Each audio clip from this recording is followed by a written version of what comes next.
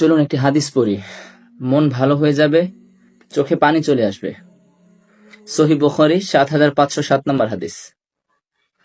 রাসূলুল্লাহ সাল্লাল্লাহু আলাইহি ওয়াসাল্লাম বলেছেন, আল্লাহ তাআলা বলেন, আমার এক বান্দা পাপ করে আর তারপর বলে, ইয়া আল্লাহ, আমার অপরাধ মাফ করে দিন।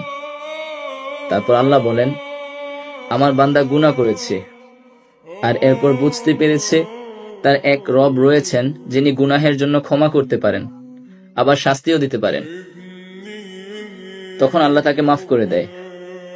সে পুনরায় পাপ করে আর বলে, ও আমার রব, আমার গুনাহ হয়ে গেছে, আপনি আমাকে ক্ষমা করে দিন। এরপর আল্লাহ তাআলা বলেন, আমার বান্দা অপরাধ করেছে আর তারপর বুঝতে পেরেছে তার এক রব রয়েছেন যিনি গুনাহের জন্য ক্ষমা করতে পারেন, আবার শাস্তিও দিতে পারেন। তারপর আল্লাহ তাকে আবার ক্ষমা করে দেয়। সে আবারও গুনাহ করে আর বলে, হে আমার রব, আমার পাপ হয়ে গিয়েছে, আমাকে ক্ষমা করে দিন। তারপর আল্লাহ তাআলা বলেন, আমার বান্দা গুনাহ করেছে আর এরপর বুঝতে পেরেছে তার এক রব রয়েছেন যিনি গুনাহের জন্য ক্ষমা করতে পারেন, আবার তার বিচারও করতে পারেন।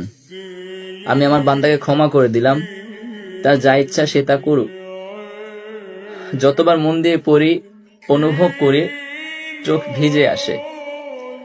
এত মহানুভব মালিক আমার, এমন মালিকের দাস হবার সৌভাগ্য কজন মানুষের হয়? এতই মহৎ, মহান আর স্নেহময়, ক্ষমাশীল তিনি।